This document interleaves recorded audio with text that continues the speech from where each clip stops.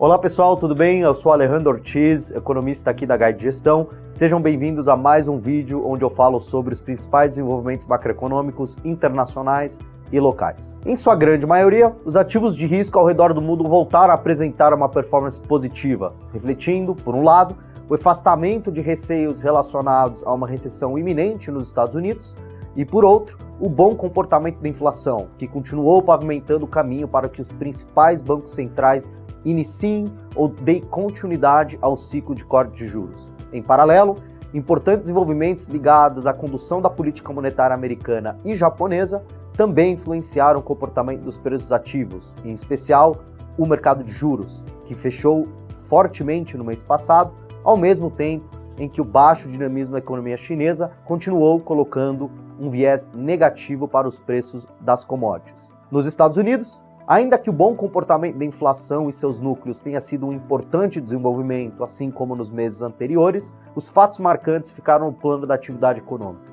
Após um relatório de emprego que assustou os investidores ao apontar para um aumento inesperado na taxa de desemprego, dados de atividade da indústria ao varejo e aos serviços, passando pela própria revisão do PIB do segundo trimestre, repintaram um quadro sólido para o crescimento americano.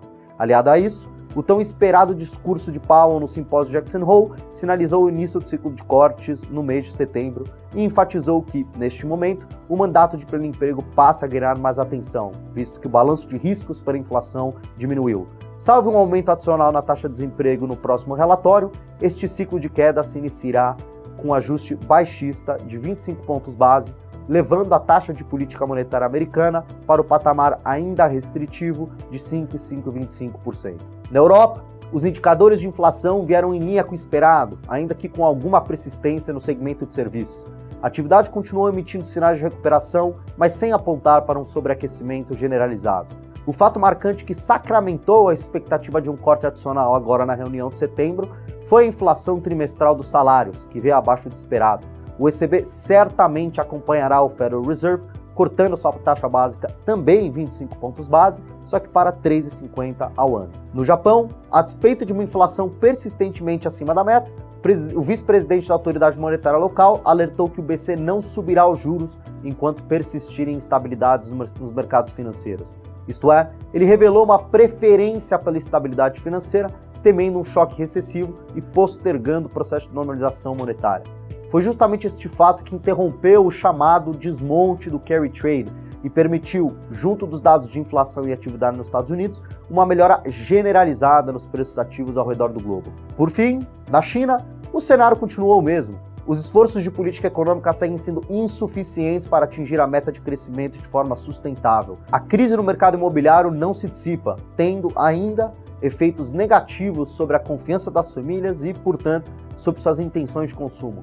Não à toa, as vendas no varejo seguem crescendo em ritmo inferior em relação ao setor industrial, que continua sendo beneficiado pelo governo chinês via estímulos creditícios. Domesticamente, os ativos de risco acompanharam a valorização externa, com o índice Bovespa atingindo, novamente, seu topo histórico. Além de se beneficiar do ambiente externo mais benigno, que inclusive permitiu uma ligeira apreciação da taxa de câmbio ao longo do mês, os ativos continuaram reagindo a um panorama de atividade econômica que se mantém resiliente e as mais recentes sinalizações de importantes membros do Copom, em especial Gabriel Galípolo, que foi formalmente anunciado como próximo presidente do Banco Central. Este último ponto foi o principal responsável pela notável redução na inclinação da curva de juros, uma vez que Galípolo vem adotando uma postura hawkish ao longo das últimas semanas. A atividade econômica aqui no Brasil continuou apresentando um elevado grau de dinamismo durante o mês, com crescimento em todas as frentes: varejo, indústria, serviços e no mercado de trabalho. Trata-se de um conjunto de indicadores que praticamente anteciparam o robusto crescimento do PIB divulgado há pouco, que cresceu 1,4%, em grande parte liderado pelo consumo das famílias e os investimentos fixos, além do efeito positivo dos gastos do governo. Na frente da inflação, os indicadores mais recentes não apontam para um cenário inflacionário descontrolado, mas certamente refletem um certo esgotamento do processo de desinflação. As médias móveis trimestrais e dessazonalizadas das inflações setoriais que utilizamos para observar a tendência da inflação vem acelerando desde o início do ano em um ambiente onde a atividade muito provavelmente a está pressionando. É justamente este conjunto de indicadores, aliados à depreciação cambial e a desancoragem das expectativas de inflação que levou o Banco Central a sinalizar em sua ata a disposição para subir os juros. O diretor de política monetária, Gabriel Galípolo, emitiu uma série de sinais importantes visando a construção de credenciais anti-inflacionários, reconhecendo a desconfiança com a qual o mercado recebe seu nome. Além de enfatizar que a meta é 3%, em essência dizendo que não perseguirá o teto da meta, Galípolo avalia o balanço de riscos como assimetricamente altista e se disse incomodado com a desancoragem e com sinais sobre aquecimento da atividade econômica. Além disso, reforçou sua disposição para aumentar os juros.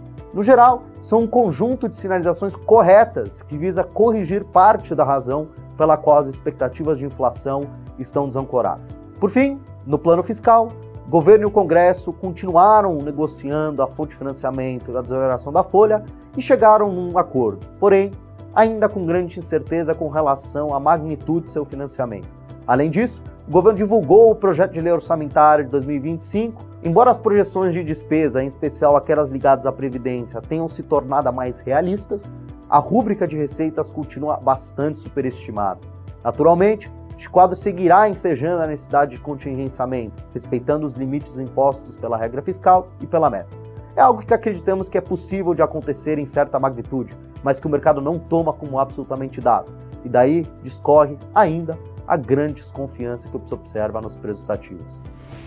Bem, pessoal, muito obrigado pela atenção. Para mais informações sobre os rendimentos de nossos fundos, clique no card acima.